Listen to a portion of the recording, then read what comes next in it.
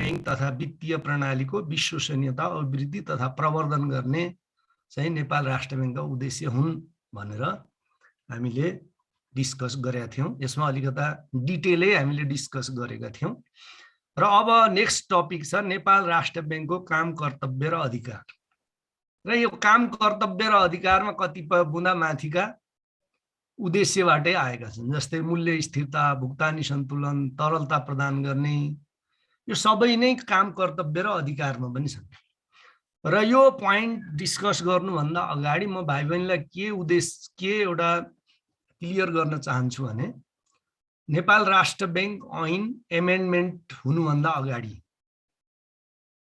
जुन 73 मा भयो यो एमेन्डमेन्ट, त्यो भन्दा अगाडि चाहिँ के थियो भाइ बहिनी हो भने यो नेपाल राष्ट्र ब्याङ्क ऐन 2058 भन्ने जुन थियो, जो 63 मा फेरि संशोधन भएको थियो, त्यो ऐनमा चाहिँ नेपाल राष्ट्र ब्याङ्कको काम अलग्गै, कर्तव्य अलग्गै, अधिकार अलग्गै भनेर भिन्न भिन्न दफाहरूमा त्यसको व्यवस्था गरेका थियो।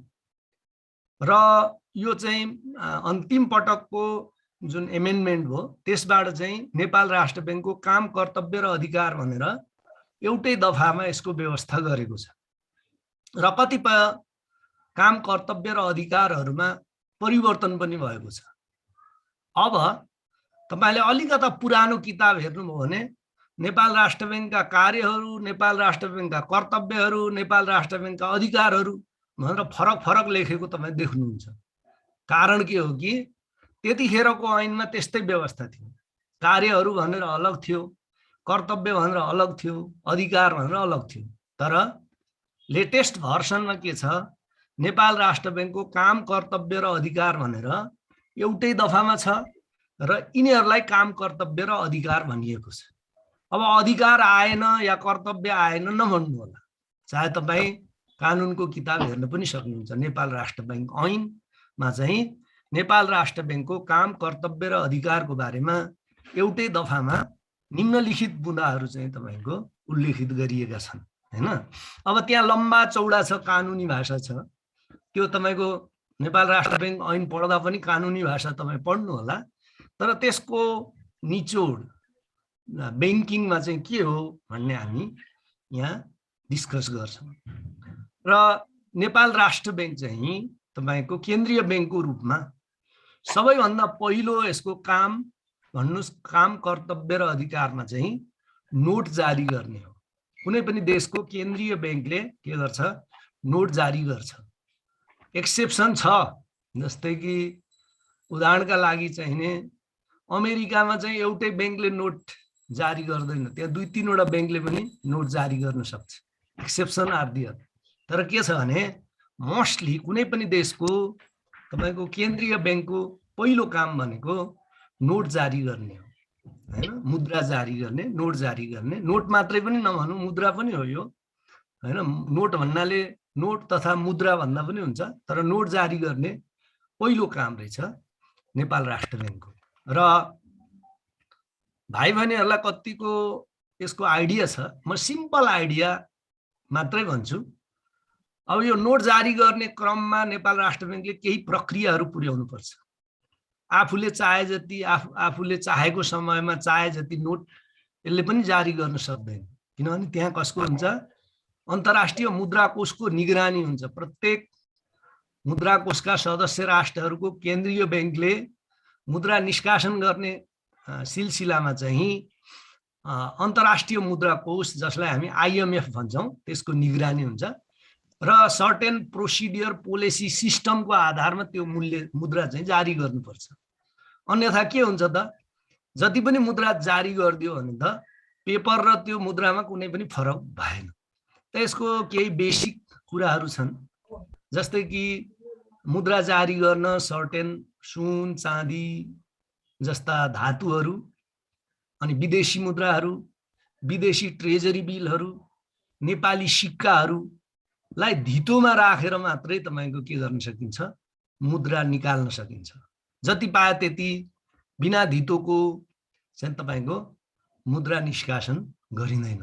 त्यसो गरियो भने के हुन्छ त, मुद्राको मूल्य अत्यन्त कम भएर जान्छ। जस्तै कि एक ताका तपाईको यो केनियामा केनियामा र अर्को एउटा अफ्रिकी देशमा पनि उनीहरूले त्यो डिपोजिट कम राखेर अत्यन्त धेरै मुद्रा छापिदिया हुनाले त्यसको मुद्राको मूल्य के भयो अत्यन्त घटेर गएको छ। जिम्बाब्वेमा पनि यस्तो भएको छ, केनियामा पनि सर्टेन पोइन्ट अफ टाइममा चाहिँ यस्तो भएको छ। त्यसैले मुद्रा जारी गर्ने भनेको एकदम डिस्क्रिसनको आधारमा जति चाहियो राष्ट्रलाई त्यति दनादन जारी गर्न पाइँदैन। त्यसका लागि सर्टेन सिम्पल भाषामा भन्नुहुन्छ भने कोलेट्रल सर्टेन एसेटको अगेन्स्टमा जारी गर्नुपर्छ। नेपाल राष्ट्र बैंक ऐनमा तपाईले हेर्नुभयो भने पछि सरले पनि भन्नु होला, मुद्रा जारी गर्ने क्रममा विदेशी मुद्रा, विदेशी सेक्युरिटी भनेको विदेशी राष्ट्रहरूका ट्रेजरी बिल्स, बोन्ड, सुन, चाँदी तथा नेपालका सिक्काहरूको धरौटीमा, सिम्पल भाषामा भन्नुहुन्छ भने त्यो धरौटीमा मात्रै तपाईको मुद्रा जारी गर्न सकिन्छ। र यो हामी सबैलाई थाहा भएकै कुरा हो। नेपाल राष्ट्र बैंकको पहिलो काम भनेको मुद्रा जारी गर्ने, नोट जारी गर्ने हो, इस्युइङ करेन्सी नोट, हैन। त्यस्तै दोस्रो पोइन्ट ठ्याक्कै हिजो हामीले जुन दोस्रो र तेस्रो पोइन्ट चाहिँ हिजो उद्देश्यको 1 नम्बर पोइन्ट तपाईलाई याद भयो भने यहाँ दुईटा पोइन्ट तपाईलाई याद हुन्छ। उद्देश्यमा मैले हिजो तपाईलाई रातो लगाएर देखाएको थिएँ। तपाईको दोस्रो यसको काम चाहिँ मूल्य स्थिरता कायम गर्ने, तेस्रो काम चाहिँ भुक्तानी सन्तुलन कायम गर्ने रहेछ, हैन। र यसलाई मूल्य स्थिरता कायम गर्ने जुन कुरा छ, मोनेटरी पोलिसी र विदेशी विनिमय पोलिसीबाट गर्ने भनेर हिजो हामीले डिस्कस गरेका थियौँ नि।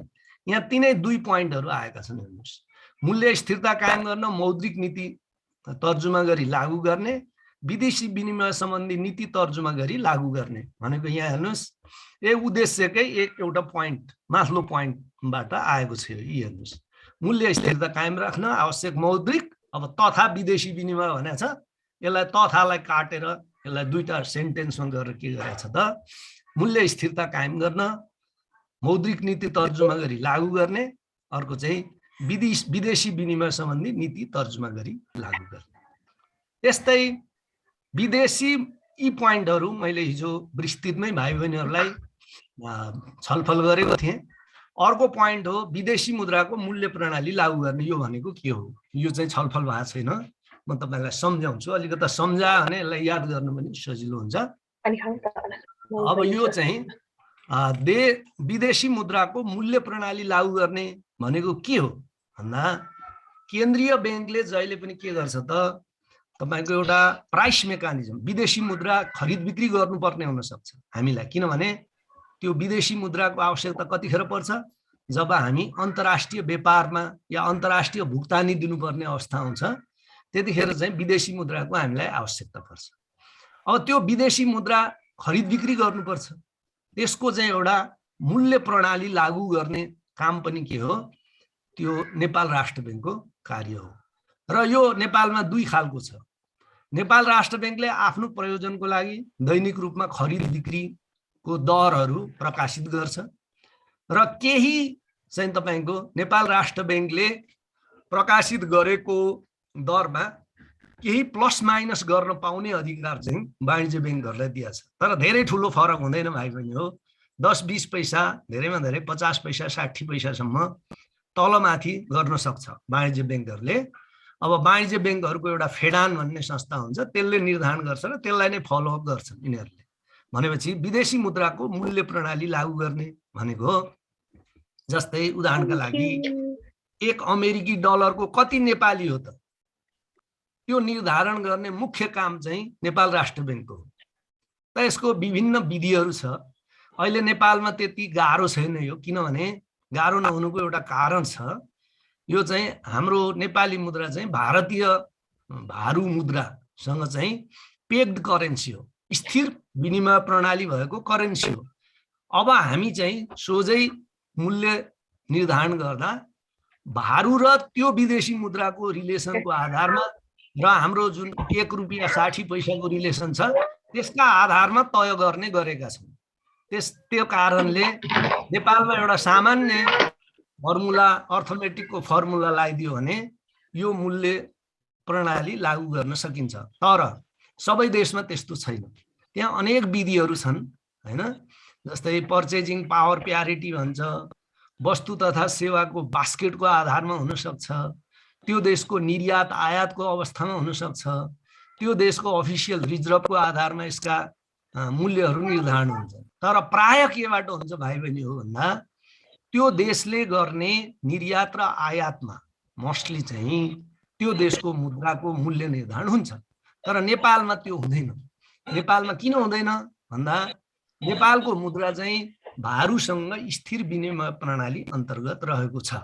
त्यसैले सोझै भारू र त्यो मुद्राको रिलेसन र भारू र नेपाली मुद्राको रिलेसन जो कि 1.6 हो, त्यसको आधारमा सजिलै विदेशी मुद्राको मूल्य प्रणाली चाहिँ नेपालमा लागू गर्न सकिन्छ। यो अर्को नेपाल राष्ट्र बैंकको काम, कर्तव्य र अधिकारको एउटा पोइन्ट हो। त्यसै गरी देशको विदेशी मुद्राको व्यवस्थापन र परिचालन गर्ने राष्ट्रले, नेपाल राष्ट्रले चाहिँ कारोबारको सिलसिलामा सर्टेन विदेशी मुद्राहरू प्राप्त गर्छ। सर्टेन विदेशी मुद्राहरू चाहिँ भुक्तानी दिनुपर्ने हुन्छ र नेपाल सरकारको अधिपत्यमा रहेको या स्वामित्वमा रहेको जुन विदेशी मुद्रा हो त्यसको व्यवस्थापन र परिचालन गर्ने कार्य चाहिँ नेपाल राष्ट्र बैंकको हो। कुनै भाइ बहिनीकोबाट एउटा नोइज आइरहेछ, प्लिज केहीको नोइज आइरहेछ भाइ बहिनी हो, कुनै एकजनाकोबाट आइरहेछ, त्यसले सबैलाई डिस्टर्ब गरिरहेछ, प्लिज त्यो नोइजलाई चाहिँ हटाउँ है। यो चाहिँ नेपालको या कुनै पनि देशको विदेशी मुद्राको व्यवस्थापन र परिचालन गर्ने कार्य चाहिँ त्यस सरकारको तर्फबाट त्यो देशको केन्द्रीय बैंकले गर्छ। नेपाल राष्ट्र बैंक नेपालको केन्द्रीय बैंकको नाताले नेपाल सरकारको विदेशी मुद्राको व्यवस्थापन र परिचालन गर्ने कार्य तपाईको चाहिँ कसले गर्छ? नेपाल राष्ट्र बैंकले गर्छ। अब यही सन्दर्भमा पछि पनि यसको व्यापक व्याख्या हुन्छ। नेपाल राष्ट्र बैंकलाई नेपाल सरकारको बैंक भनिन्छ भन्यो भने के कारणले भनिन्छ त भन्दा बैंकहरूको बैंक पनि भनिन्छ, नेपाल सरकारको बैंक पनि भनिन्छ। त्यो भनेको के हो भने जसरी हामी जनरल पब्लिकलाई बैंक तथा वित्तीय संस्थाहरूले विभिन्न खालका सेवाहरू प्रदान गरेका छन्, त्यसै प्रकारको नेपाल सरकारलाई पनि विभिन्न बैंकिङ सेवाहरू चाहिन्छ। जस्तै नेपाल सरकारको निक्षेप राख्नुपर्ने हुन सक्छ, नेपाल सरकारलाई कर्जाको व्यवस्थापन गरिदिनु पर्ने हुन सक्छ, नेपाल सरकारलाई सटै सुविधा दिनु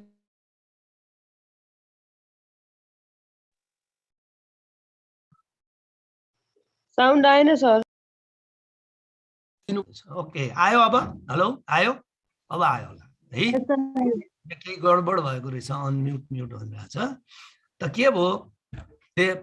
नेपाल सरकारलाई बैंकिङ सुविधाहरू प्रदान गर्ने काम कसको हो? नेपाल राष्ट्र बैंक हो। त्यही सुविधा अन्तर्गत एउटा के हो? देशको विदेशी मुद्राको व्यवस्थापन र परिचालन गर्ने भनेको नेपाल सरकारको, नेपाल सरकारको स्वामित्वमा रहेको विदेशी मुद्राको व्यवस्थापन गर्ने र परिचालन गर्ने कार्य पनि नेपाल राष्ट्र बैंक हो। त्यसै गरी बैंक तथा वित्तीय संस्थाहरूलाई लाइसेन्स प्रदान गर्ने, निरीक्षण, अनुगमन र नियमन गर्ने, यो माथिको तपाईको उद्देश्यमा पनि यो पोइन्ट छ र उद्देश्यका लगभग सम्पूर्ण पोइन्ट काम, कर्तव्य र अधिकारमा पनि आएका छन् भाइ बहिनी। उद्देश्यहरू तपाईले एकचोटि दिमागमा राख्न सक्नुभयो भने 4-5 वटा पोइन्ट काम, कर्तव्य र अधिकारका तिनै छन्। अब अर्को पोइन्ट हो नेपाल सरकारको बैंक, सल्लाहकार तथा प्रतिनिधिको रूपमा कार्य गर्ने। अब नेपाल सरकारको बैंक यसलाई किन भनेको मैले भने, यो भनेको नेपाल सरकारको स्वामित्वमा भएकोले नेपाल सरकारको बैंक भनेको होइन। यसलाई कुन सेन्समा हो भने नेपाल सरकारलाई आवश्यक पर्ने बैंकिङ सेवा सुविधाहरू यसले दिन्छ के, यसको कर्तव्य हो, यसको काम र कर्तव्य हो।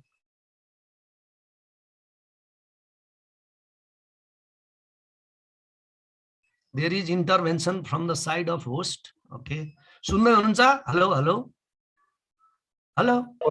हजुर सर, हजुर। ल केही समस्या आइरहेछ बीचमा? अहिले भइस र कि 1 मिनेटमा रहेछ सबै साथीहरु। ल ल ल ओके ओके ओके। अब नेपाल सरकारको बैंक भन्नाले त अघि मैले हजुरहरुलाई भनिसके कि नेपाल सरकारलाई आवश्यक पर्ने बैंकिङ सुविधा दिने काम चाहिँ कसको हो? नेपाल राष्ट्र बैंकको। त्यस अन्तर्गत के पर्छ? नेपाल सरकारको रकमको निक्षेप राख्ने, नेपाल सरकारलाई कर्जाको व्यवस्थापन गरिदिने, नेपाल सरकारलाई विदेशी मुद्राको परिचालन गरिदिने, यो काम नेपाल राष्ट्र बैंकले गर्ने हुनाले यसलाई नेपाल सरकारको बैंक भनेको हो। अब सल्लाहकार भनेको चाहिँ के हो त भन्दाखेरि नेपाल सरकारको आधिकारिक अर्थ बैंकिङ वित्त सम्बन्धी नीतिहरूको तर्जुमा गर्ने क्रममा या त्यसलाई लागू गर्ने क्रममा त्यसको आधिकारिक सल्लाहकार भनेको नेपाल राष्ट्र बैंक छ।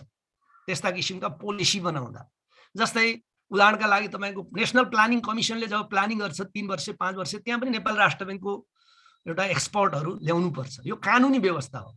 म नेपाल राष्ट्र बैंकको सल्लाह लिन्न भन्न पाइँदैन, तर सल्लाह लिएर नेपाल राष्ट्र बैंकले भनेकै गर्नुपर्छ भन्ने जरुरी छैन। तर के छ, फर्मली सल्लाह नेपाल राष्ट्र बैंकको लिनुपर्छ। यो के अर्थ मन्त्रालय मार्फत नेपाल राष्ट्र बैंकले नेपाल सरकारलाई विभिन्न पोलिसीहरू जस्तै बैंकिङको वित्तको अर्थको सम्बन्धी पोलिसीहरूको चाहिँ सल्लाह दिने हुनाले यसलाई नेपाल सरकारको सल्लाहकार भनेको। त्यस्तै नेपाल सरकारको प्रतिनिधिको रूपमा काम गर्ने भनेको के हो?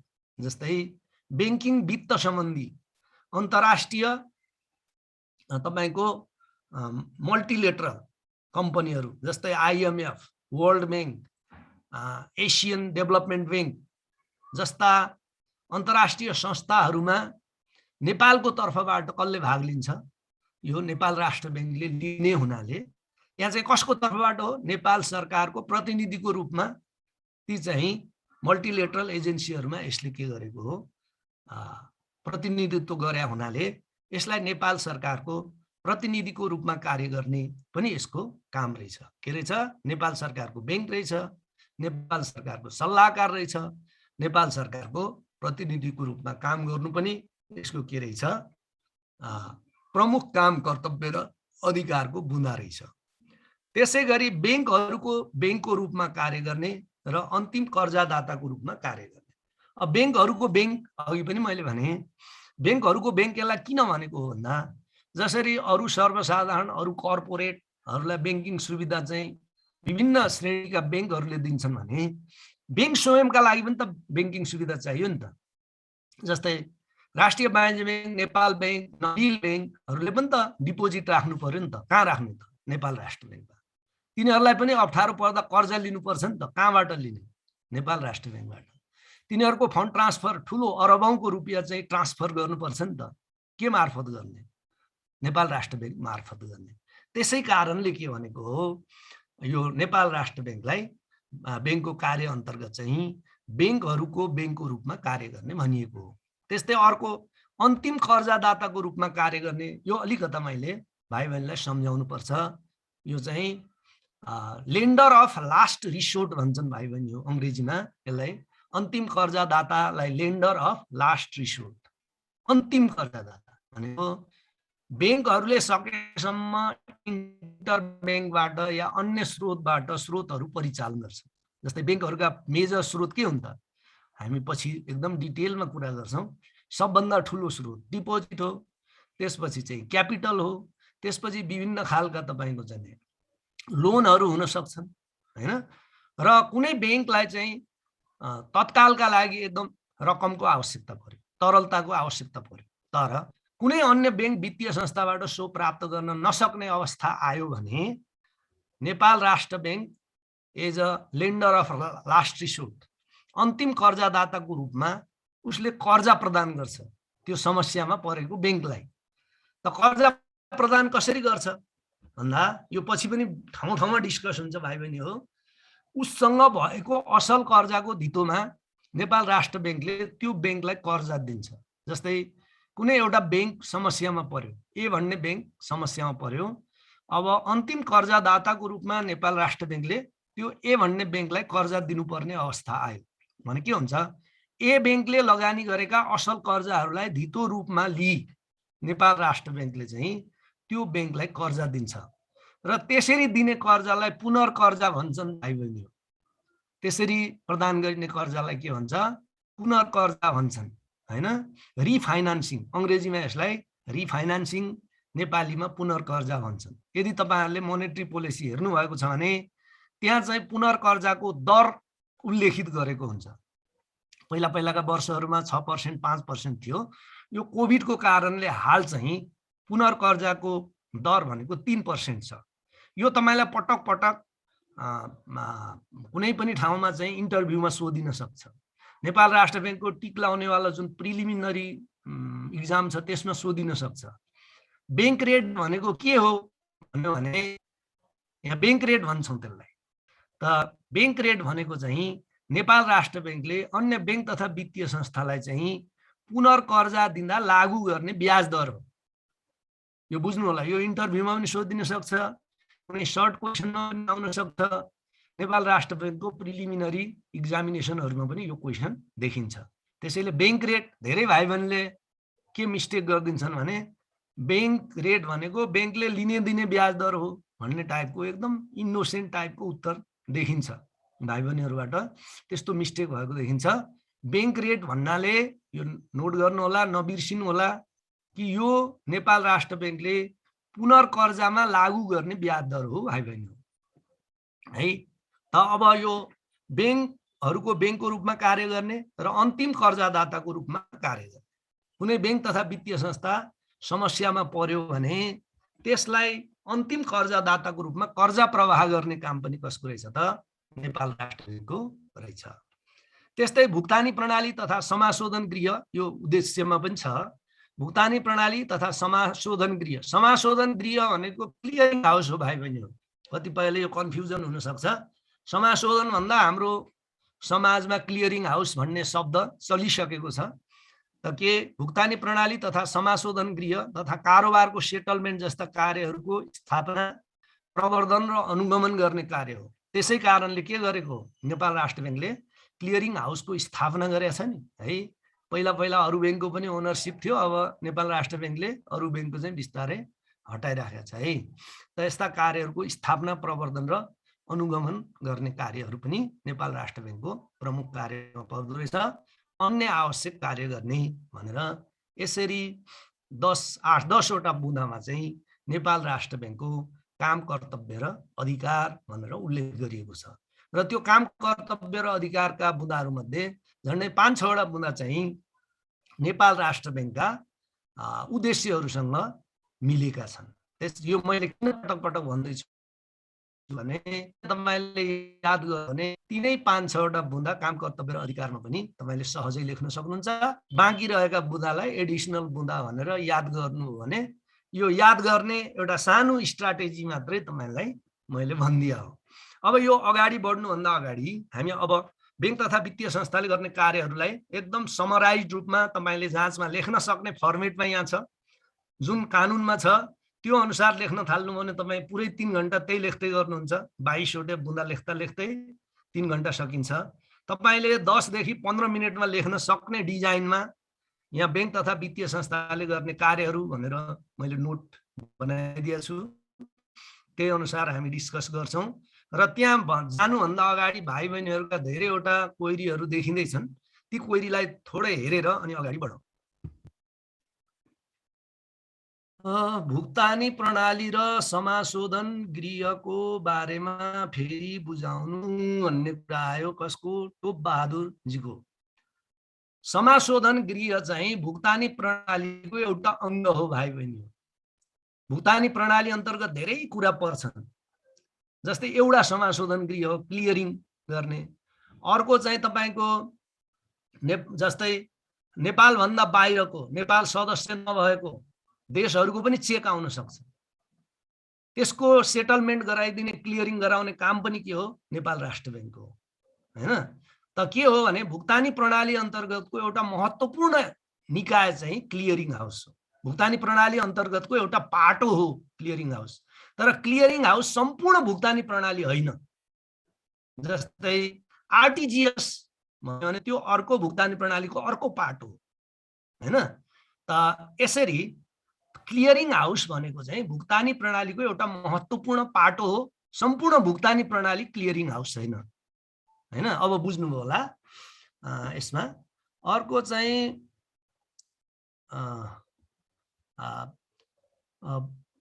पुनर्कर्जा भनेको के हो फेरि? ओके, मैले भाइ बहिनीलाई सम्झाउने त प्रयास गरेँ, तर अलिकता कोही भाइ बहिनीहरूले अलिकता सम्झिनु भएन। भने पुनर्कर्जा भनेको के हो भने, भाइ हो यसको भाइ बहिनी यसको नामबाट पनि तपाईँ अनुमान गर्न सक्नुहुन्छ। पुनर्कर्जा, कर्जाको धितोमा दिइने कर्जा, त्यसैले यसको नाम के भयो?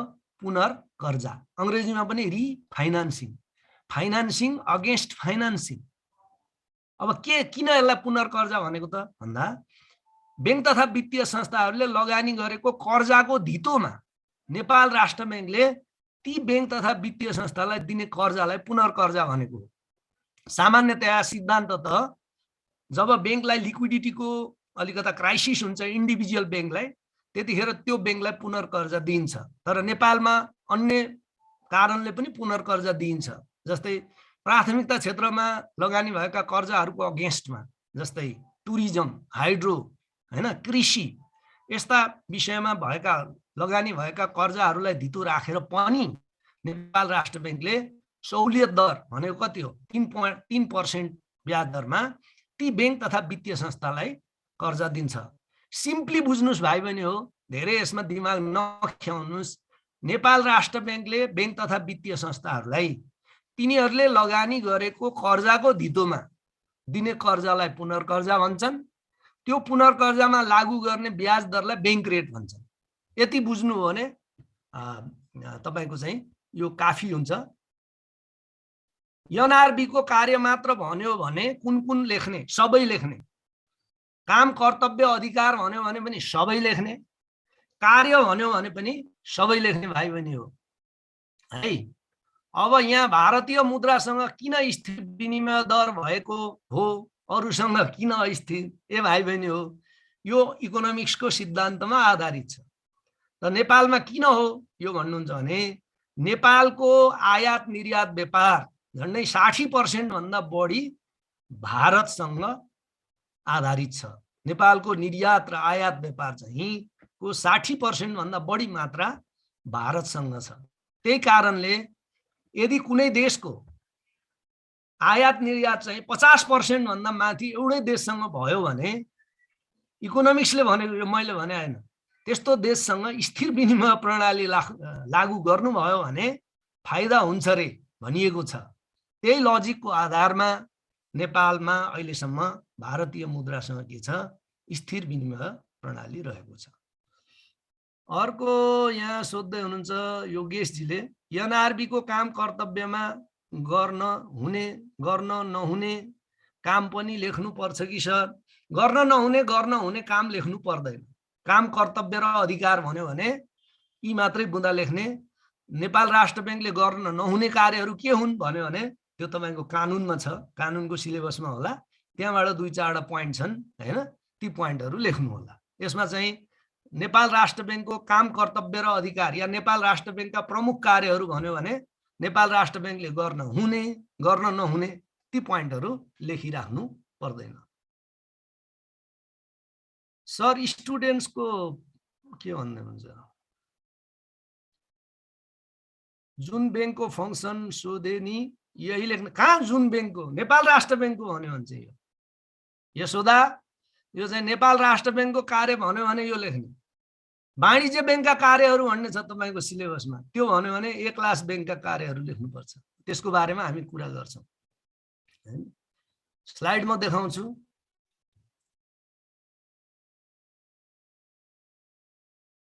सर एनआरबी को इस्टाब्लिश भन्दा पहिला नेपाल बैंकले सबै काम गर्दैन थियो, सरकारी कारोबार गर्थ्यो। अर्को एउटा संस्था थियो जसले नोट निष्कासन गर्थ्यो, नेपाल बैंकले गर्दैन थियो, पार्शियली मात्रै गर्थ्यो यी काम। अर्को सीताले लेन्डर अफ लास्ट रिसोर्ट भन्नुहुन्छ, अन्तिम ऋणदाता भनेको अरु कुनै बैंक वित्तीय संस्थाले ऋण दिन पत्याएनन् भने नेपाल राष्ट्र बैंकले ऋण दिन्छ भनेको हो। त्यसैले अन्तिम ऋणदाता। अन्तिम सहारा हामी भगवानको भन्छौं। कसैको सहारा भएन भने अनि भगवानको सहारा अन्तिम सहारा हो नि। भगवान पछि के सहारा छ? केही पनि छैन त के हो? त्यसैले कुनै पनि अन्य बैंक वित्तीय संस्थाले कर्जा दिएनन् भने के गर्नु पर्यो? नेपाल राष्ट्र बैंकले दिन्छ। त्यसैले यसलाई के भनेको लेन्डर अफ लास्ट रिसोर्ट भनेको। अघि मैले भनिसकेँ काम कर्तव्य र अधिकार छुट्टा छुट्दै लेख्दा नि हुन्छ हुँदैन। के लेख्नुहुन्छ? कानुनमा यो छ, तपाईले आफ्नो मनले लेख्न पाइएन। यसु सुवेदी, मैले त्यही भएर पहिले नै भनेको, पहिलेको पुरानो कानुनमा अलग अलग थियो। पुराना किताबमा हेर्नुहुन्छ भने यो अलग अलग छ, काम कर्तव्य अधिकार। अब त नयाँ किताब लागू भइसकेपछि, नयाँ कानुन लागू भइसकेपछि त नयाँ कानुनमा जे छ त्यही लेख्नु पर्यो। Role and function of NRB हो, रोल र फङ्सन एउटै हो हैन, त्यसैबाट आउँछ।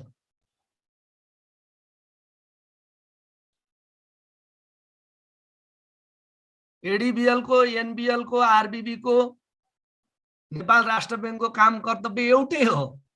आरबीबी को लागि अलग, नेपाल राष्ट्र बैंकलाई अलग, यस्तो छैन। अब यो इभर ग्रीनिङ भनेको अलि पछि भनौँला, यो कर्जाको हो।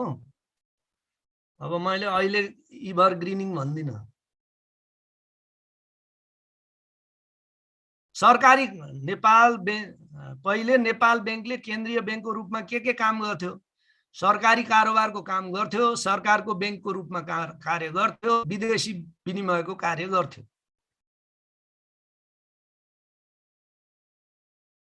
ल,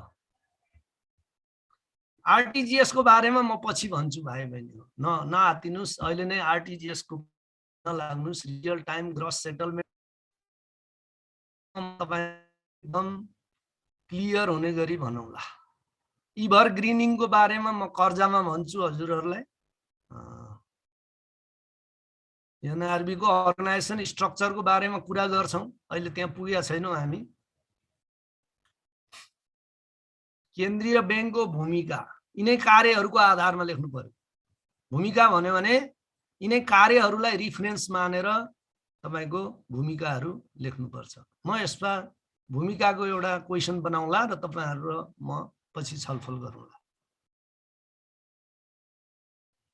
प्राइमरी र सेकेन्डरी कार्य भनेर मलाई थाहा छैन, यो कहाँबाट तपाईले पढ्नुभयो, कुन किताबबाट, आई हेभ नो आइडिया, मलाई त थाहा छैन। प्राइमरी चाहिँ यो, सेकेन्डरी यो भन्ने यो को? Shankarnath Yogi ji, I have no idea. तपाईले सायद पुरानो कुनै किताबबाट पढ्नु भएको छ। काम कर्तव्य र अधिकार भन्यो भने यति पोइन्ट हुन्, यो भन्दा बढी एउटा पनि तपाईले थप्न पनि पाउनुहुन्न, घटाउन पनि पाउनुहुन्न, किनभने यो कानुनको कार्य हो।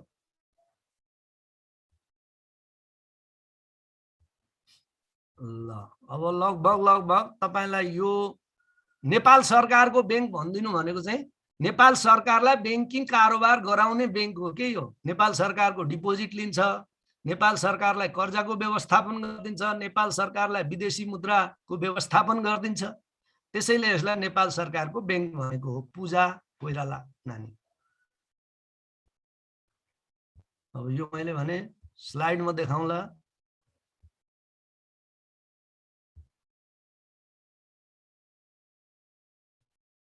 यहाँ तपाईले कसैले भन्दै हुनुहुन्छ सर स्टुडेन्टको कुरा क्लास सकिएपछि लिनु होला भनेर सन्दीप सापकोटा भाइले भन्नुभएछ। थ्यांक यू बाबु, गर्नुपर्ने यस्तै हो। तर के छ भने कुनै कुरा एकदम उहाँहरूले यहीँनेर नबुझाइकन अगाडि बढ्यो भने अप्ठ्यारो हुने हुनाले मैले बीचबीचमा लिएको हो।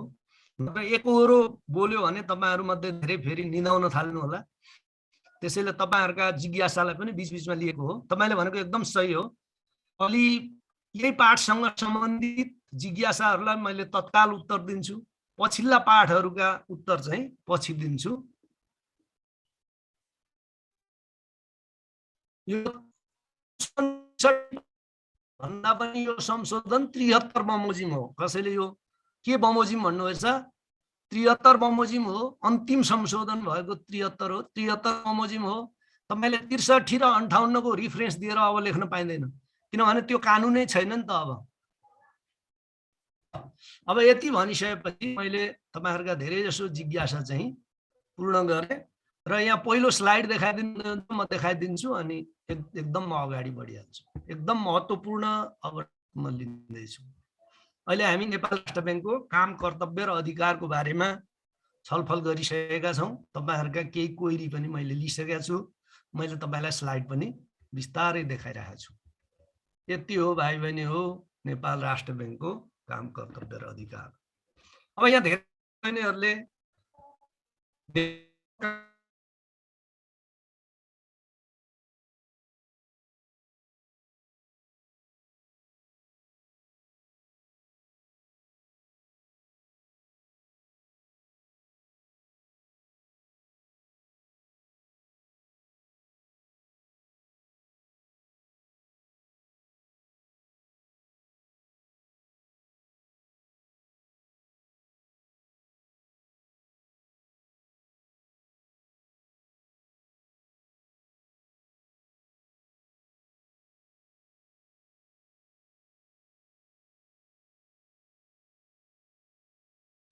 Recording in progress. कर्तव्य र अधिकार भनेको छ।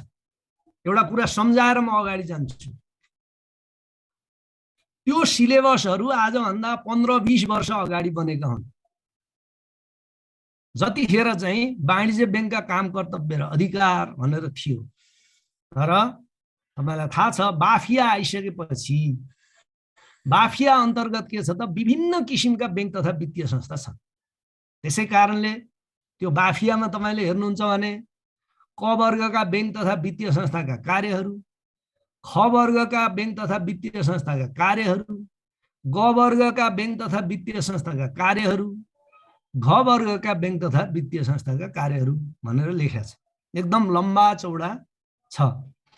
र तपाईको एडीबीएल को सिलेबसमा भएको वाणिज्य बैंकका काम कर्तव्य र अधिकार या भन्ने छ। अब त्यहाँ फेरि के छ, त्यहाँ पनि उही अघिकै समस्या छ। वाणिज्य बैंकका काम अलग्गै थियो पहिला, कर्तव्य अलग्गै थियो पुरानो ऐनमा, अधिकार अलग्गै थियो। तर अहिलेको नयाँ ऐनमा त्यस्तो केही पनि छैन। बैंक तथा वित्तीय संस्थाहरूले कार्य गर्ने या क वर्गका काम कर्तव्य र अधिकार, ख वर्गका काम कर्तव्य र अधिकार भन्ने टाइपको छ र बैंक तथा वित्तीय संस्थाहरूले गर्न नहुने कार्य भनेर छ।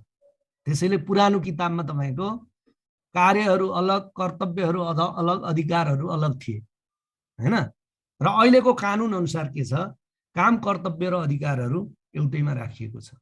र त्यो सिलेबस चेन्ज नभएको हुनाले अब हुने चेन्जमा त क वर्गका बैंक तथा वित्तीय संस्थाका कार्यहरू भनेर आउला। एडीबीएलमा पनि, नेपाल बैंकमा पनि, तपाईको चाहिँ नि राष्ट्रिय वाणिज्य बैंकमा पनि। इभन मैले त राष्ट्र बैंकमा त सुध्रिसके होला भनेको थिएँ, राष्ट्र बैंकको सिलेबसमा पनि त्यही रहेछ। त्यसैले यो चाहिँ के हो, अहिलेको रिसेन्ट कानुन अनुसार भएको व्यवस्था हो। अब यहाँ भन्यो भने अब हेर्नुस् है, अब यहाँ क्लियर हुनुस्। अघि च्याट बक्समा धेरै भाइ बहिनीले क्वेरी गरिरहेका थिए, सुन्नुस् राम्रोसँग। क वर्गको बैंक तथा वित्तीय संस्थाले गर्ने कार्यहरू भन्यो भने पनि यही हो। राष्ट्रिय वाणिज्य बैंकका काम कर्तव्य र अधिकार भन्यो भने पनि यही हो। कृषि विकास बैंकका काम कर्तव्य र अधिकार भन्यो भने पनि यही हो। नेपाल बैंक लिमिटेडका काम कर्तव्य र अधिकार भन्यो भने पनि यही हो। किनभने ती सबै एक क्लासका बैंक हुन्। यी हामी जे डिस्कस गर्दैछौँ त्यो एक क्लासका बैंकहरूको काम कर्तव्य र अधिकारको बारेमा डिस्कस गर्दैछौँ। बाइ द वे हेर्नुहोस्, सिलेबसमा त्यही छ, वाणिज्य बैंकका कार्यहरू भनेर उल्लेखित छ।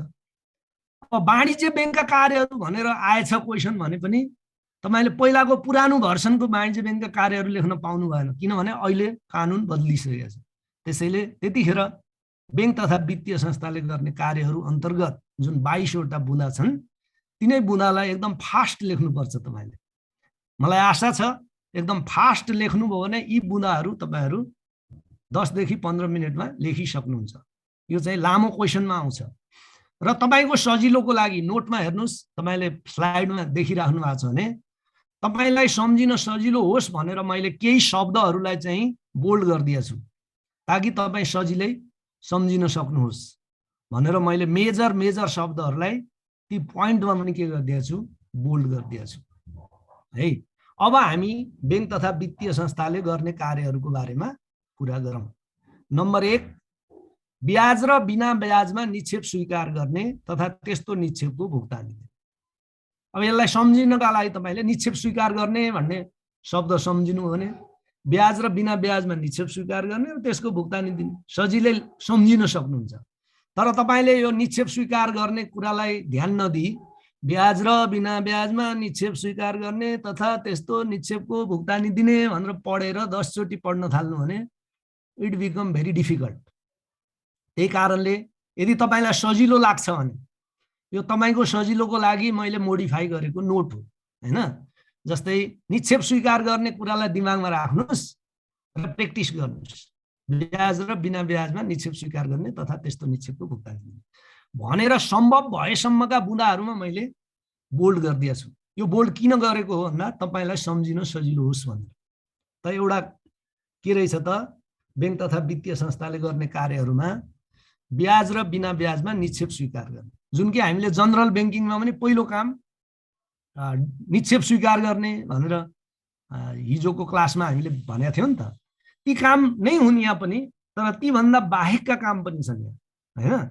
नेपालको बैंकिङ हिसाबले नेपाललाई आवश्यक पर्ने नेपालको अवस्था अनुसार ती जनरल बैंकिङका जुन कामहरू थिए ती सबै छन् यहाँ, खाली नम्बर मात्रै तलमाथि भएको छ। ती बाहेक पनि केही कामहरू छन् हैन। जस्तै त्यहाँ हामीले हिजो पनि बैंकको कार्य प्रमुख कार्यहरूमा ट्रेडिसनल परम्परागत कार्य र आधुनिक कार्य भनेका थियौं नि। परम्परागत कार्यको 1 नम्बर बुँदा के थियो? निक्षेप स्वीकार गर्ने थियो। यहाँ पनि के छ? एक नम्बर बुँदा के छ? निक्षेप स्वीकार गर्ने छ। भाइ बहिनी हो, यसरी कम्पेयर गरेर पढ्नु भने तपाईहरुको लागि सजिलो होला भन्ने मेरो आशा छ। त्यस्तै गरी दोस्रो पोइन्ट हो नेपाल राष्ट्र बैंकले तोकिदिए बमोजिम विभिन्न शीर्षकहरुमा कर्जा दिने। दोस्रो जनरल बैंकिङमा पनि हामीले कर्जा प्रवाह गर्ने भनेको थियौं नि। दोस्रो त यहाँ के रहेछ? नेपाल राष्ट्र बैंकले तोकिदिए बमोजिम विभिन्न शीर्षकहरुमा कर्जा प्रवाह गर्ने रहेछ। ठीक छ। पहिलो निक्षेप स्वीकार गर्ने नै रहेछ, दोस्रो कर्जा प्रवाह गर्ने नै रहेछ। अब तेस्रो प्रचलित कानुनको अधीनमा रही विदेशी विनिमय कारोबार गर्ने, विदेशी मुद्रा किनबेच गर्ने, विदेशी मुद्रा सम्बन्धी अन्य कारोबारहरू गर्ने। प्रचलित कानुनको अधीनमा रही विदेशी विनिमय कारोबार गर्ने। तेस्रो बुँदा तपाईले गर्नु पर्यो विदेशी विनिमय कारोबार गर्ने। पहिलो निक्षेप, दोस्रो कर्जा, तेस्रो विदेशी विनिमय। 22 वटा पोइन्ट छन् भाइ बहिनी। त्यसैले तपाईलाई सजिलो होला कि भनेर मैले यसलाई यसरी बनाएको छु। र अर्को चाहिँ अब यहाँ जस्तै निक्षेप स्वीकार गर्ने भनेको के हो भनेर मैले व्याख्या गरिराखिन। यो प्रचुर मात्रामा पछि निक्षेप परिचालनको क्लासहरुमा पनि आउँछ र जुन चाहिँ भाइ बहिनीको लागि अलि नयाँ टर्मिनोलोजी लाग्छ त्यसको चाहिँ म व्याख्या गरेर जान्छु। हिजो जस्तै मोडालिटीमा म जान्छु। पहिलो कार्य रहेछ निक्षेप स्वीकार गर्ने, दोस्रो कार्य रहेछ विभिन्न शीर्षकमा कर्जा प्रवाह गर्ने, तेस्रो कार्य रहेछ विदेशी विनिमयको कारोबार गर्ने, चौथो कार्य रहेछ मर्चेन्ट बैंकिङ कारोबार गर्ने। के हो मर्चेन्ट बैंकिङ कारोबार भनेर मैले हिजो नै तपाईहरुलाई एकदम तपाईहरुको क्वेरीबाट पनि शान्त गरे र जनरल टेक्स्टमा पनि यसको बारेमा मैले कुरा गरेको थिएँ। मर्चेन्ट बैंकिङ भनेको जुन बैंकहरुले मर्चेन्ट बैंकको काम गर्छन् त्यो भनेको के? डिम्याट खाता खोल्छन् हैन। त्यो कार्य चाहिँ के हो? मर्चेन्ट बैंकिङको काम। त्यसले यो के रहेछ त बाफियाले नै नेपालमा के गरेको छ? युनिभर्सल बैंकिङको कन्सेप्ट एक्सेप्ट गरेको छ। त्यही कारणले यहाँ के हो? मर्चेन्ट बैंकिङको कारोबार गर्ने अधिकार पनि वाणिज्य बैंकलाई रह्यो। अब भाइ बहिनी हो एउटा नयाँ टर्मिनोलोजी छ। यो टर्मिनोलोजीको म व्याख्या गर्छु। 5 नम्बरमा सहवित्तीयकरणको कार्य गर्ने भन्ने टाइपको।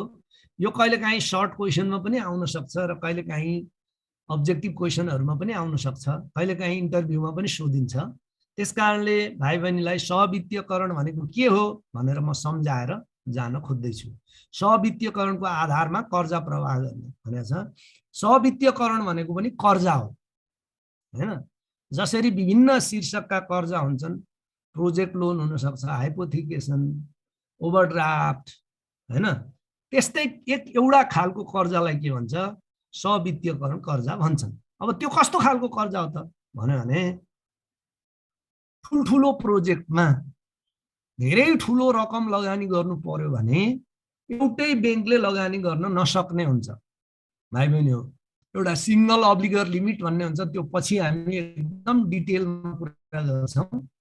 आफ्नो प्राथमिक पुँजीको 25% भन्दा बढी कुनै एउटा प्रोजेक्टलाई दिन पाइदैन। त्यहाँ एक्सेप्सन छन्, जस्तै विद्युतको लागि, कृषिको लागि छ भने अलिअलि बढाउन पाइन्छ। तर के आफ्नो प्राथमिक पुँजी जस्तै नेपालका बैंकहरूको मिनिमम प्राथमिक पुँजी कति हो? 8 अर्ब हो। त्यसको 25% भनेको कति भयो त भाइ बहिनी हो? 2 अर्ब हो। कुनै एउटा बैंकले एउटै पार्टीलाई 2 अर्बभन्दा बढीको कर्जा दिन नसक्ने अवस्था भयो। अब कुनै कुनै प्रोजेक्टमा 20 अर्बको कर्जा चाहिन्छ हैन, हाइड्रोमा मोस्टली।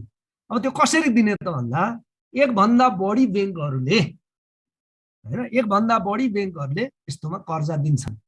अब यो सहवित्तीयकरण कर्जा भन्दा साथै एउटा पारिपासु भन्ने शब्द आउँछ। यो अंग्रेजी शब्द हो भाइ बहिनी, सुन्दा नेपाली जस्तो लाग्छ यो पारिपासु भन्ने शब्द। सहवित्तीयकरण कर्जामा एउटा शब्द आउँछ पारिपासु। अब त्यो भनेको के हो त्यो नबुझाइ फेरि सहवित्तीयकरण कर्जा बुझिँदैन। अब सिम्पली भाइ बहिनीले यति त बुझ्नुभयो भन्ने मेरो आशा छ कि यो चाहिँ के हो, एकभन्दा बढी बैंकले ठुलो ठुलो प्रोजेक्टमा ठुलो रकम लगानी गर्छन् यो सहवित्तीयकरणमा। के का आधारमा? पारिपासुका आधारमा। यो शब्द नबिर्सिनु होला, पारिपासुका आधारमा। पछि कर्जामा पनि आउँछ यो। अब पारिपासु भनेको के हो भन्ने म सम्झाउँदैछु। जस्तै कुनै एउटा धितोलाई दामासाहीले एकभन्दा बढी बैंकलाई पास गरिदिनु। जस्तै घर कर्जा तपाईले लिनुभयो भने त्यो घर जग्गा चाहिँ के हुन्छ, एउटा बैंकलाई, राष्ट्रिय वाणिज्य बैंकलाई पास गरिदिनुहुन्छ अनि कर्जा लिनुहुन्छ नि हैन। अब यहाँ चाहिँ 10 वटा बैंकले कर्जा लगानी गरे भने त्यसलाई दिइने जुन कर्जा छ नि, धितो छ नि, त्यो कर्जाको लागि दिइने धितो छ नि, त्यो धितोलाई 10 वटै बैंकलाई दामासाहीले उनीहरूले दिएको रकमको आधारमा दामासाहीले स्वामित्व प्राप्त गर्ने गरी मालपोत कार्यालयबाट पास गरिन्छ। त्यसलाई पारिपासु भन्छन् भाइ बहिनी। तपाईहरुलाई क्लियर भयो कि भएन यो कुरा? म फेरि दोहोर्याउँदैछु, यो नयाँ टर्मिनोलोजी हो तपाईको लागि, त्यसैले म फेरि एकपटक दोहोर्याएर अघि जान्छु किनभने यसमा भाइ बहिनीले क्वेरीमा लेखिहाल्नुहुन्छ मलाई थाहा छ। म दुईटा कुरा भन्दैछु। कन्सोर्टियम कर्जा, सहवित्तीयकरण, यसलाई अंग्रेजीमा कन्सोर्टियम भन्छन्, नेपालीमा सहवित्तीयकरण भन्छन्। सहवित्तीयकरण कर्जा भनेको एकभन्दा बढी बैंक संलग्न भई ठुलो ठुलो प्रोजेक्टमा ठुलो रकम लगानी गरिने कर्जालाई चाहिँ सहवित्तीयकरण कर्जा भन्छन् र त्यो पारिपासुको आधारमा लगानी गरिन्छ। त्यो भनेको के हो भने एउटै धितो विभिन्न बैंकहरूले प्रवाह गरेको कर्जाको अनुपातमा स्वामित्व रहने गरी मालपोतबाट पास गरिन्छ। त्यसलाई भनिन्छ पारिपासु। यति भनेपछि भाइ बहिनीहरूले तपाईको सहवित्तीयकरण भनेको के हो बुझ्नुभयो होला। त एउटा काम के रहेछ त? एउटा काम कार्य ए क्लासको बैंकले गर्ने कार्य के रहेछ? सहवित्तीयकरण कर्जाको आधारमा, सहवित्तीयकरणको आधारमा कर्जा प्रवाह गर्ने एउटा काम रहेछ। त्यस्तै गरी ग्राहकको पक्षमा बैंक जमानत जारी गर्ने। अब बैंक जमानतलाई हामी बैंक ग्यारेन्टी भन्छौँ। ग्राहकको पक्षमा के बैंक जमानत जारी गर्ने कार्य पनि तपाईको वाणिज्य बैंक या भन्नुस् ए क्लासको कमर्सियल बैंकको हो। र बैंक ग्यारेन्टी भनेको के हो, यो कसरी जारी गरिन्छ, यो कति प्रकारका हुन्छन्, त्यसको विस्तृत हामी छलफल आउने 1-2 वटा क्लासपछि हामी गर्छौं। त के हो कार्यमा चाहिँ के रहेछ? बैंक ग्यारेन्टी इस्यु गर्ने या ग्राहकको पक्षमा बैंक जमानत जारी गर्ने पनि क वर्गका बैंकहरूको कार्य रहेछ।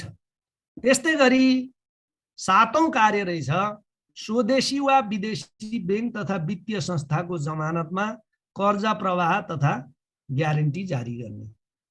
अब हेर्नुस्, एउटा शब्द छ, यो कानुनमा भएको हुनाले मैले त्यो शब्द यहाँ हालिन। त्यो शब्द सम्झिनु भयो भने तपाईलाई यो पोइन्ट बुझ्नलाई धेरै सजिलो हुन्छ। म त्यो शब्द भन्दैछु, त्यसलाई काउन्टर ग्यारेन्टी भन्छन् भाइ बहिनी। Counter guarantee. काउन्टर ग्यारेन्टी भनेको के हो म बिस्तारै भन्दैछु।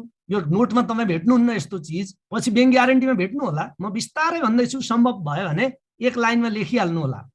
त काउन्टर ग्यारेन्टी भनेको चाहिँ एउटा बैंक ग्यारेन्टीको आधारमा अर्को बैंक ग्यारेन्टी या कर्जा दिने कार्यलाई काउन्टर ग्यारेन्टी भन्छन् भाइ। सिम्पली लेख्नुस् न, एउटा बैंक ग्यारेन्टीको आधारमा अर्को बैंक ग्यारेन्टी जारी गर्नुहुन्छ भने त्यो के हो?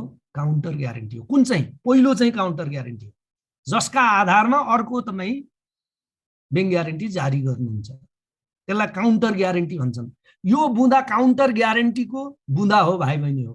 त नेपालीमा लेख्नु परेको हुनाले कानुनमा यसरी लेखेको छ। म यसको फेरि अलिकता तपाईलाई सम्झाउँछु। स्वदेशी वा विदेशी बैंक तथा वित्तीय संस्थाको जमानतमा कर्जा प्रवाह तथा ग्यारेन्टी जारी गर्ने। यो भनेको के भने तपाईको कुनै एउटा बैंक छ, राष्ट्रिय वाणिज्य बैंकले एउटा बैंक ग्यारेन्टी दियो राम भन्ने व्यक्तिलाई, र राष्ट्रिय वाणिज्य बैंकले दिएको बैंक ग्यारेन्टीको आधारमा रामले नेपाल बैंकमा गएर अर्को बैंक ग्यारेन्टी जारी गर्न अनुरोध गर्यो भने राष्ट्रिय वाणिज्य बैंकले रामलाई दिएको ग्यारेन्टीलाई चाहिँ काउन्टर ग्यारेन्टी भन्छन् भाइ बहिनी हो। त्यस्तै गरी त्यही राष्ट्रिय वाणिज्य बैंकले दिएको बैंक ग्यारेन्टीको आधारमा उसले चाहिँ मान्नुस् बैंक अफ काठमाडौँमा गएर कर्जा लिनु पनि सक्छ। यदि नगदै कर्जा लियो भने पनि राष्ट्रिय वाणिज्य बैंकले जारी गरेको बैंक ग्यारेन्टीलाई काउन्टर ग्यारेन्टी भन्छन्। अब यहाँ कार्यहरूमा चाहिँ स्वदेशी वा विदेशी बैंक तथा वित्तीय संस्थाको जमानतमा कर्जा प्रवाह तथा ग्यारेन्टी जारी गर्ने भनेको छ कानुनमा। तर यसमा चाहिँ नेपाल राष्ट्र बैंकले सर्कुलर जारी गरेर यो लेख्नुपर्छ। कानुनमा यही कुरा लेखेको छ। यो कानुन बनिसकेपछि उसले के गरेछ, उसलाई चाहिँ निर्देशन जारी गर्ने सर्कुलर जारी गर्ने अधिकार छ नेपाल राष्ट्रले। त्यो अधिकार प्रयोग गरेर उसले एउटा स्वदेशीलाई चाहिँ हटाइदिएछ। स्वदेशी बैंकको बैंक ग्यारेन्टीको आधारमा अर्को बैंकले बैंक ग्यारेन्टी दिन मिल्दैन। त्यस्तै स्वदेशी बैंकको बैंक ग्यारेन्टीको आधारमा स्वदेशकै अर्को बैंकले कर्जा दिन मिल्दैन। तर यो कानुनमा चाहिँ व्यवस्था छ। र के छ कि नेपालमा विदेशी बैंकको बैंक ग्यारेन्टीको आधारमा चाहिँ कर्जा र बैंक ग्यारेन्टी जारी गरिन्छ। किनभने ठुल्ठुला प्रोजेक्टहरू विदेशी ठेकदारले सञ्चालन गर्छन् र उनीहरूको नेपालमा धितो हुँदैन नि त, होइन? जस्तै चाइनिज ठेकदार भयो भने चाइनिज ठेकदारको या इन्डियन ठेकदारको नेपालमा धितो हुन्छ त? हुँदैन नि त। नभएपछि उनीहरूले काम त नेपालमा गर्नुपर्छ भने के गर्छन् कि आफ्नो देशको बैंकबाट एउटा बैंक ग्यारेन्टी ल्याउँछन् र त्यो बैंक ग्यारेन्टी नेपालको कुनै बैंकमा जम्मा गर्छन् र त्यो बैंकबाट बैंक ग्यारेन्टी इस्यु गराउँछन् या कर्जा लिन्छन्। त्यसलाई के भन्छ, स्वदेशी वा विदेशी बैंक तथा वित्तीय संस्थाको जमानतमा कर्जा प्रवाह तथा ग्यारेन्टी जारी गर्ने। एक शब्दमा यसलाई काउन्टर ग्यारेन्टी भन्छन् भाइ बहिनी। मलाई आशा छ तपाईहरुले यो बुझ्नुभयो होला। 7 नम्बर बुँदा के रहेछ, काउन्टर ग्यारेन्टीको कुरा रहेछ। अब 8 नम्बर फंक्सन के छ, नेपाल राष्ट्र बैंकको निर्देशनको अधीनमा रही। अब कार्डहरूको बारेमा हामीले जनरल मोडर्न फंक्सनमा विभिन्न किसिमका कार्डहरू, debit card, credit card, prepaid कार्डको मैले विस्तृत रूपमा भाइ बहिनीहरूको क्वेरीलाई समेत सेटिस्फाई गर्ने प्रयास गरेको थिएँ। अब यो कार्ड सम्बन्धी बिजनेसको 8औं नम्बरमा बुँदा रहेछ। नेपाल राष्ट्र बैंकको निर्देशनको अधीनमा रही credit card, debit card, charge card, मैले हिजो रिचार्ज कार्ड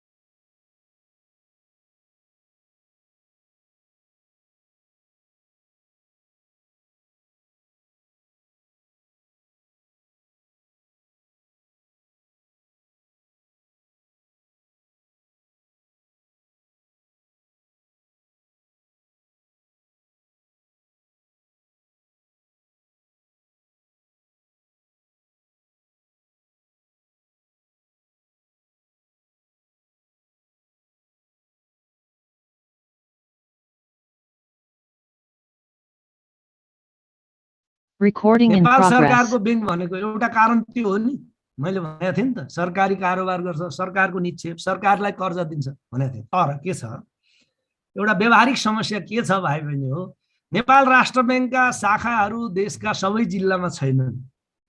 एकदम 6-7 वटा शाखा मात्रै छ नेपाल राष्ट्र बैंकको। तपाईलाई थाहा छ नेपालमा अहिले 77 वटा जिल्ला छन्।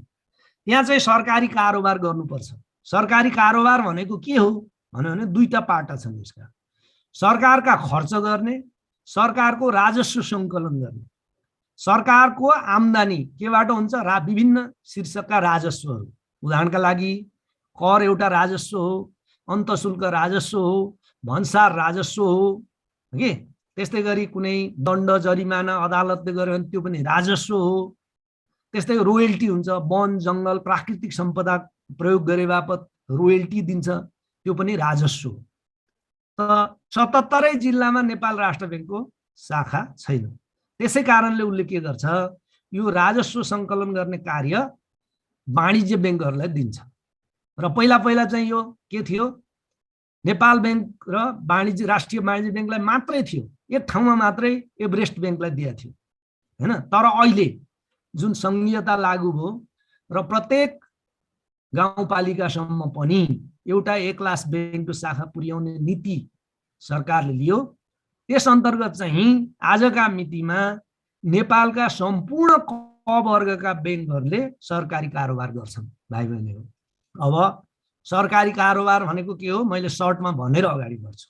सरकारी कारोबार भनेको सरकारका विभिन्न राजस्वहरू सङ्कलन गरिदिने काम र सरकारी खर्चका भुक्तानीहरू गर्ने काम। उदाहरणका लागि जिल्लामा सिडिओको भत्ता दिनु पर्यो, त्यो सरकारी।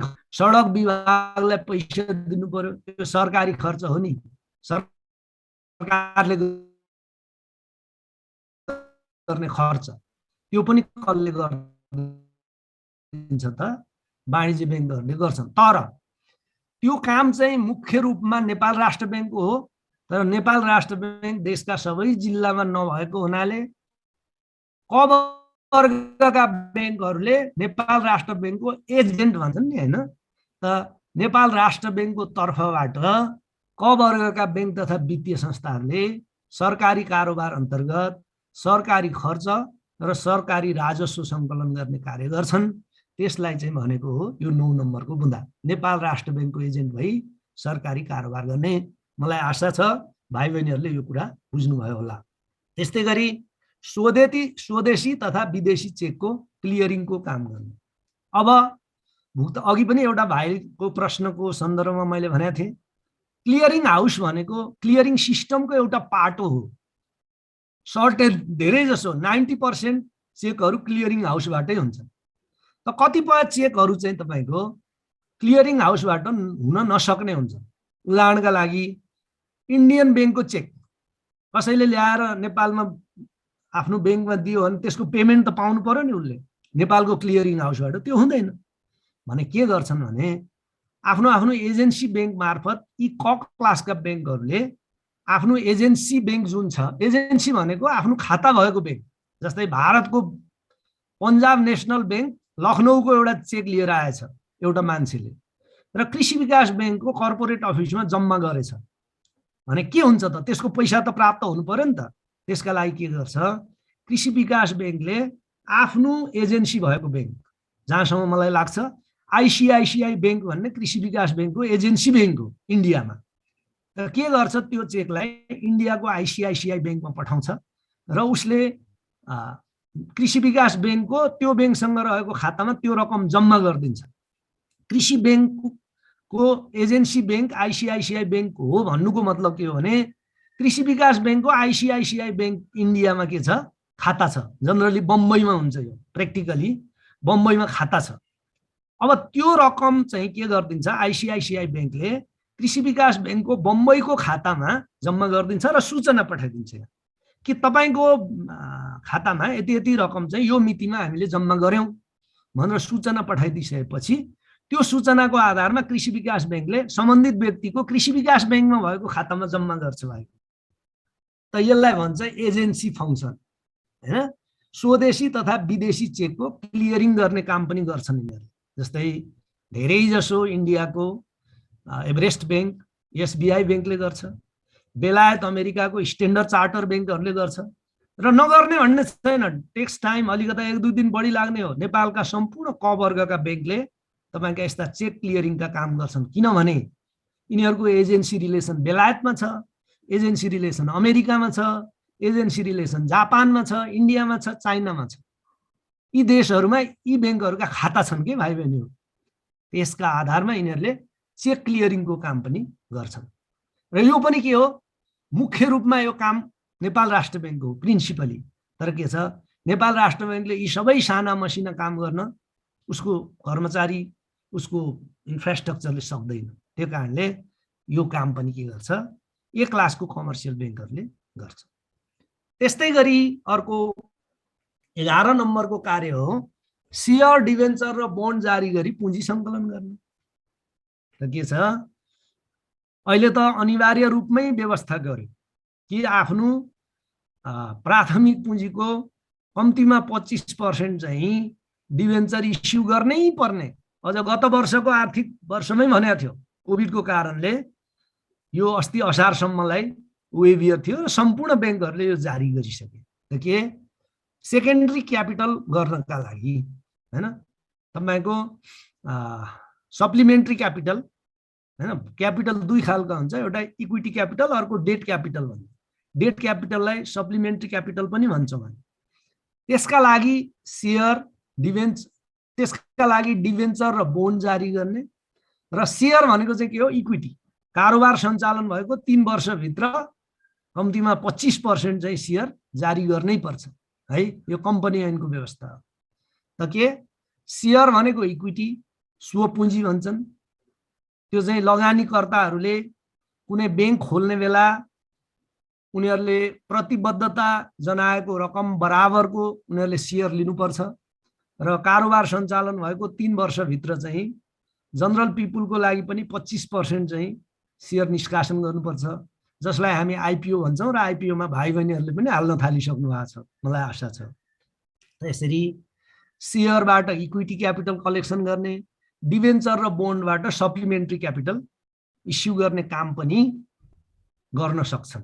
यिनीहरूको काम, कर्तव्य र अधिकारमा आउँछ। अर्को 12 नम्बर बुँदा छ नेपाल सरकार र नेपाल राष्ट्र बैंकले जारी गरेका वित्तीय उपकरणको खरिद बिक्री गर्ने।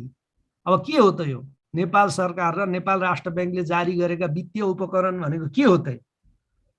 यसरी यो हो भन्ने थाहा नपाई भाइ बहिनीले सम्झिन थाल्नुभयो भने इट बिकम्स भेरी डिफिकल्ट, हजुरहरूलाई धेरै अप्ठ्यारो हुन्छ। त्यसै कारणले नेपाल सरकार र नेपाल राष्ट्र बैंकले जारी गरेका वित्तीय उपकरण भनेको ट्रेजरी बिल, नेपाल सरकारको विकास ऋणपत्र हैन, अनि बोन्ड, यी हुन्।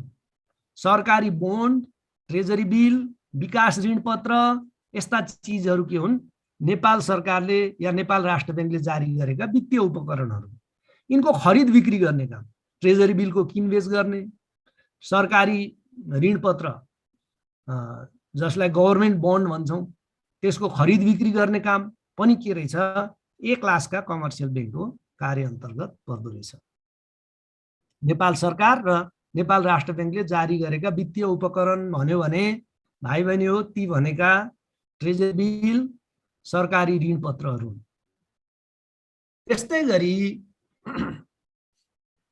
गरी 13 नम्बर यसको कार्यमा नेपाल राष्ट्र बैंकले तोकेको शर्तको अधीनमा रही वासलात बाहिरको कारोबार गर्ने।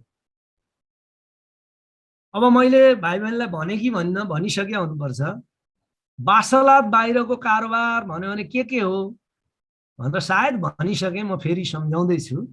वासलात बाहिरको कारोबार भन्यो भने 3 वटा हुन् भाइ बहिनी हो, जसलाई हामी नन फन्डेड ट्रान्जेक्सन पनि भन्छौँ। के हो रे, bank guarantee, LC, bill collection. त्यसको कारोबार गर्ने भनेको हो यो वासलात बाहिरको कारोबार। त्यसलाई किन वासलात बाहिरको भनेको भाइ बहिनी हो, किनभने बैंक बाहेक अन्य संस्थाहरूमा यस्ता खालका कारोबारलाई वासलातमा देखाइँदैन। तल वासलातको तल नोट भनेर लेखिन्छ, तर बैंकमा चाहिँ के छ कि यसलाई वासलात भित्रै देखाइन्छ, तर यसको कारोबारलाई वासलात बाहिरको कारोबार भनिन्छ। ब्यालेन्स सिटमा डेबिट र क्रेडिट दुईटैपट्टि बराबर रकम देखाइन्छ, खालि रेकर्डको लागि हो त्यो। त्यसैले यसलाई के भन्छ, वासलात बाहिरको कारोबार या नन फन्डेड बिजनेस भन्नु र वासलात बाहिरको कारोबार भन्नु एउटै हो भाइ बहिनी हो। बैंकमा चाहिँ के रहेछ अरे त्यो कहिल्यै नबिर्सिनु होला, LC, bank guarantee, bill collection हैन। यो जहाँसुकै सोधिन सक्छ, इन्टरभ्यूमा सोधिन सक्छ, सर्ट क्वेसनहरुमा सोधिन सकिन्छ।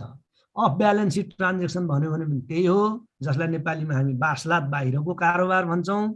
नन फन्डेड ट्रान्जेक्सन भन्यो भने पनि त्यही हो, त्यही तीनटा हुन्। त्योभन्दा बाहेक अर्को खोज्न नथाल्नु होला। रेमिटान्स फन्डेड हो कि नन फन्डेड हो भनेर नेपाल राष्ट्र ब्याङ्कले झुक्याएर एउटा क्वेसन दिएछ। भाइ बहिनी हो, ब्याङ्कका कारोबार सबैलाई फन्डेड र नन फन्डेडमा वर्गीकरण गरिँदैन। अब यो अहिले मैले भने तपाईहरुलाई झन् बढी कन्फ्युज हुन्छ कि भन्ने डर छ। तर जति भाइ बहिनीले बुझ्नु होला, यो फन्डेड र नन फन्डेड भनेको कर्जासँग सम्बन्धित छ भाइ बहिनी हो। Bank guarantee, LC, bill collection कर्जाको हेडिङ हो, जहाँ चाहिँ तत्काल रकम चाहिँदैन त्यो जारी गर्न भने अरू कर्जाका हेडिङहरू जस्तो हाइपोथिकेसन, ओभरड्राफ्ट, प्रोजेक्ट लोन यदि तपाईले दिन थाल्नु भने भोलिपल्टै नगद दिनुपर्ने हुन सक्छ या तत्कालै नगद दिनुपर्ने हुन सक्छ। त्यसलाई अपफ्रन्ट पेमेन्ट भन्छ है। तर ब्याङ्क ग्यारेन्टी, एलसी मा चाहिँ तत्काल नगद दिनु पर्दैन। पछि कुनै समयमा त्यो डिफल्ट भयो भने मात्रै के नगद भुक्तानी दिनुपर्छ। त्यसैले त्यसलाई के भनेको हो, नन फन्डेड बिजनेस भनेको हो है। अब यो पछि पनि म सम्झाइराख्छु भाइ बहिनीलाई। त के छ, यो बासलात बाहिरको कारोबार गर्ने पनि एउटा के रहेछ, कार्य रहेछ। हेर्नुस् त 13 नम्बरमा नेपाल राष्ट्र ब्याङ्कले तोकेका शर्तका अधीनमा रहे भनेको ब्याङ्क ग्यारेन्टी जारी गर्ने क्रममा, एलसी जारी गर्ने क्रममा, बिल कलेक्सन गर्ने क्रममा नेपाल राष्ट्र ब्याङ्कले दिएका परिपत्रबाट निर्देशन गरेका कुराहरूलाई पालना गर्दै हामीले यो कारोबार गर्नुपर्ने रहेछ। त्यस्तै 14 नम्बर काम छ, नेपाल राष्ट्र ब्याङ्कले तोके बमोजिम प्राथमिकता क्षेत्र कर्जा प्रवाह गर्ने। अब प्राथमिकता कर्जा क्षेत्र कर्जा भनेको के हो भाइ बहिनी हो, नेपाल सरकार र नेपाल राष्ट्र ब्याङ्कले वित्तीय नीति र मौद्रिक नीति मार्फत केही क्षेत्रलाई चाहिँ प्राथमिकता प्राप्त क्षेत्र भनेको छ। हालको नियम अनुसार, हाल दिएको निर्देशन अनुसार 3 वटा क्षेत्र छन् भाइ बहिनी हो। के छ तपाईको कृषि, जलविद्युत र पर्यटन, यो 3टा के हो, प्राथमिकता क्षेत्र हो। यसमा चाहिँ नेपाल राष्ट्र ब्याङ्कले तोकिएको प्रतिशतमा तपाईले कर्जा प्रवाह गर्नुपर्छ। यो मोनेटरी पोलिसीबाट तोकिन्छ। हाल यो 25% छ। कृषि, पर्यटन र तपाईको चाहिँ ऊर्जामा गरिकन तपाईको कुल कर्जाको 25% कर्जा चाहिँ यो एरियामा हुनुपर्छ भनेको हो। त्यो भने त नेपाल राष्ट्र ब्याङ्कले तोके बमोजिम प्राथमिकता क्षेत्रमा कर्जा प्रवाह गर्ने भनेर भाइ बहिनीले बुझ्नुभयो होला जहाँसम्म लाग्छ। अब 15 नम्बर बुँदा 15 नम्बर हेर्नुस् त, 15 नम्बरमा के लेखिएको छ त, विभिन्न ब्याङ्क तथा वित्तीय संस्था बीच कर्जा सूचनाको आदान प्रदान गर्ने। एउटा credit information system centre, credit information centre CIC भन्ने सुन्नुभएको छ? कति भाइ बहिनीहरूले पहिलो क्लासमै योभन्दा अगाडि अङ्ग्रेजीवाला भाइ बहिनीले, अङ्ग्रेजी ग्रुपवालाले पहिल्यै क्लासमा sir what is the full form of CIC भन्नुभएको थियो। भनेको क्रेडिट इन्फर्मेसन सिस्टम सेन्टर, त्यो भनेको कर्जा सूचना केन्द्र। हाल चाहिँ के छ भन्दा तपाईको कर्जा सूचना केन्द्रले यो काम गर्दिन्छ। तर यो कर्जा सूचना केन्द्र बाहेक पनि तपाईका ग्राहकको बारेमा अर्को ब्याङ्कले सूचना माग्यो भने त्यो दिनु तपाईको कार्य हो, तपाईको कर्तव्य हो। तर हाल यो इन्डिभिजुअल ब्याङ्कले दिइराख्नु पर्दैन। तपाईका सम्पूर्ण ऋणीहरूको विवरण कर्जा सूचना केन्द्रमा प्रेषित गरिन्छ। उनीहरूले त्यसको रेकर्ड राख्छन् र अन्य कुनै ब्याङ्कलाई कुनै प्रयोजनको लागि ती ग्राहकको सूचना चाहियो भने कर्जा सूचना केन्द्रको डाटाबेस प्रयोग गरेर त्यो सूचना गर्छन्। त्यसका लागि उनीहरूले फी तिर्नुपर्छ, प्रत्येक ब्याङ्कले फी तिर्नुपर्छ। त्यो पनि एउटा के रहेछ, कार्य रहेछ। यदि त्यो बाहेक पनि कुनै ब्याङ्क तथा वित्तीय संस्थाले अर्को कुनै ब्याङ्क तथा वित्तीय संस्थालाई उसका ग्राहकको बारेमा लिखित जानकारी माग्यो भने त्यो दिनु त्यो ब्याङ्क तथा वित्तीय संस्थाको के हो, काम हो, कर्तव्य हो। 16 नम्बर बुँदा हेर्नुहोस्, नेपाल राष्ट्र ब्याङ्कबाट पुनर्कर्जा लिने वा अन्य इजाजत प्राप्त संस्थाबाट कर्जा लिने दिने यो कार्य रहेछ। अब पुनर्कर्जा भनिराख्नु परेन होला। अघि मैले पुनर्कर्जा भनेको के हो भनेर भने। पुनर्कर्जा भनेको के रहेछ त भाइ बहिनी हो, नेपाल राष्ट्र बैंकले अन्य बैंक तथा वित्तीय संस्थाले प्रवाह गरेको कर्जाका आधारमा त्यो बैंक तथा वित्तीय संस्थालाई प्रवाह गर्ने कर्जालाई पुनर्कर्जा भन्दो रहेछन्। त्यसै कारणले त्यसलाई lender of the last resort, अन्तिम कर्जादाताको रूपमा हामीले व्याख्या गर्छौँ, अघि गरेका थियौँ। त के पुनर्कर्जा लिने दिने दिने हैन कि लिने, नेपाल राष्ट्र बैंकबाट पुनर्कर्जा लिने, अन्य इजाजत प्राप्त संस्थाबाट कर्जा लिने दिने भनेको यो इन्टर बैंक हो। अन्तर बैंक सापटी भन्छन् यसलाई हैन। अन्य इजाजत प्राप्त संस्थाबाट कर्जा लिने दिने भनेको कस्तो भने कृषि विकास बैंकले वाणिज्य बैंकबाट लिने, वाणिज्य बैंकले नेपाल बैंकबाट लिने, नेपाल बैंकले नबिल बैंकबाट लिने, यो इन्टर बैंक भन्छन् यसलाई, अन्तर बैंक कर्जा भन्छन्। यो 7 दिन अवधिको हुन्छ। यो पछि पनि हामी मनी मार्केटमा पनि यसको म विस्तृत व्याख्या गर्छु भाइ बहिनी हो। त यस्तो अन्य बैंक तथा वित्तीय संस्थाबाट कर्जा लिने दिने कार्य पनि यी बैंकहरूले गर्न सक्ता रहेछन्। यो कार्य रहेछ। त्यस्तै 17 नम्बर कार्य, म एकदम छिटो त गइराखेको छैन भाइ बहिनी हो, इज इट ओके, ठिक छ। म धेरै छिटो त भएको छैन नि यो केसमा, मैले सम्झाइ पनि राखेको छु होपफुली। अब 17 नम्बर म यो सकेपछि तपाईहरुको क्वेरी लिइहाल्छु। यसका 22 वटा बुँदा छन्, यो बिचैमा नलिएको हो मैले, अहिले सकिँदैन फेरि। 17 नम्बरमा चाहिँ परियोजना स्थापना, सञ्चालन र मूल्याङ्कन सम्बन्धी अध्ययन, अनुसन्धान, सर्वेक्षण गर्ने गराउने तथा तालिम, परामर्श र अन्य जानकारी लिने दिने। के ठुलठुला परियोजना स्थापना गर्ने, सञ्चालन गर्ने, मूल्याङ्कन सम्बन्धी अध्ययन, अनुसन्धान। तपाईहरुलाई मैले भनेको थिएँ नि, युनिभर्सल बैंकिङ अन्तर्गत के 3 वटा काम पर्छन् रे भाइ बहिनी हो। त्यहाँबाट आएछ यो बुँदा। एउटा के युनिभर्सल बैंकिङ अन्तर्गत एउटा चाहिँ मर्चेन्ट बैंकको काम गर्ने हो, अर्को इन्सुरेन्सको काम गर्ने हो, अर्को चाहिँ फाइनान्शियल कन्सल्टेन्सीको काम भनेको थिएँ नि, वित्तीय परामर्शदाताको काम गर्ने। पहिलो स्लाइडमै तपाईलाई मैले युनिभर्सल बैंकिङ र न्यारो बैंकिङको विषयमा भनेको थिएँ। युनिभर्सल बैंकिङ भनेको चाहिँ परम्परागत बैंकिङका अतिरिक्त अन्य वित्तीय कार्यहरू जस्तो कि तपाईको इन्सुरेन्सको काम, मर्चेन्ट बैंकिङको काम, वित्तीय परामर्शदाताको काम गर्छ भने त्यस्तो बैंकिङलाई युनिभर्सल बैंकिङ भनेको थिएँ।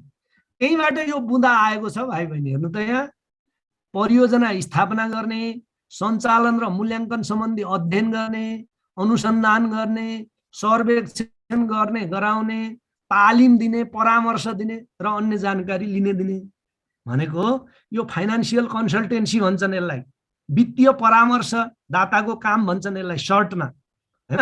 त्यसरी सम्झिनु भयो भने वित्तीय परामर्शदाता भन्ने कुरा यसमा दिमागमा ल्याउनु हो भने यो सेन्टेन्सले तपाईलाई सजिलो हुनेछ। त 17 नम्बरमा के रहेछ, यो चाहिँ वित्तीय परामर्शदाता सम्बन्धी कार्य गर्दो रहेछ। अब 18 नम्बरमा के छ, परियोजना प्रवर्धनका लागि नेपाल सरकार वा अन्य स्वदेशी वा विदेशी निकायबाट प्राप्त भएको रकम कर्जाको रूपमा प्रवाह गर्ने वा कर्जाको व्यवस्थापन गर्ने। नेपाल सरकारलाई चाहिँ विभिन्न दात्री संस्थाहरू जस्तै वर्ल्ड बैंकले, आइएमएफले, अनि बेलायती विकास नियोग भन्ने छ त्यसले, अमेरिकाले, यस्ता देशहरूले, जापानले, जाइका जस्ता संस्थाहरूले विभिन्न रकम दिन्छन्। के का लागि? गरिबी निवारणका लागि। त्यस्तो रकम चाहिँ वाणिज्यहरूले कर्जाको रूपमा प्रवाह गरिदिने, लगानी गरिदिने, यो काम गर्छ एक लाख बैंकको काम हो हैन। परियोजना प्रवर्धनका लागि नेपाल सरकार वा अन्य स्वदेशी वा विदेशी निकायबाट प्राप्त भएको रकम, जस्तै गरिबी निवारण कोष भन्ने थियो, युवा स्वरोजगार कोष भन्ने थियो, अल्टिमेटली त्यसको कर्जा कसले प्रवाह गर्नु पर्थ्यो त? कृषि विकास बैंक, वाणिज्य बैंकले। उनीहरू खालि एडमिनिस्ट्रेटिभ काम मात्र गर्थे। त यो कार्य रहेछ 18औं कार्य भाइ बहिनी हो। त्यस्तै गरी 19 नम्बरको कार्य रहेछ सञ्चालक समितिले बनाएको विनिमयको अधीनमा रही कर्जाको अपलेखन गर्ने। अब 19औं पोइन्ट चाहिँ कर्जाको अपलेखन गर्ने रहेछ। अब अपलेखन भनेको के हो म सम्झाउँछु भाइ बहिनी। यसलाई अंग्रेजीमा राइट अफ भन्छन्, लोन राइट अफ भन्छन् अंग्रेजीमा। नेपालीमा के भन्छ, कर्जा अपलेखन भन्छ। अब यो म भाइ बहिनीलाई केही नबिर्सिने गरी कर्जा अपलेखन भनेको के हो भनेर सम्झाउँछु। जसरी तपाईँको चाहिँ गार्मेन्टको व्यापारीले बेच्नका लागि राखेका सम्पूर्ण गार्मेन्टहरू, सम्पूर्ण सर्ट पेन्ट जकेट सम्पूर्ण एकै सिजनमा बिक्दैनन् नि होइन भाइ बहिनीहरू। केही सर्टहरू जति प्रयास गर्दा पनि बिक्दैनन्। तपाईँहरूले पसलहरूमा कैयौँ पुराना सर्ट झुन्डिराखेका पनि देख्नुहुन्छ। कुनै हालतमा प्रयत्न गर्दा गर्दै पनि नबिकेका हुन्। त्यस्तै गरी ब्याङ्कले कर्जा प्रवाह गर्दा ती प्रवाह गरेका कर्जाहरू अनेक प्रयत्न गर्दा पनि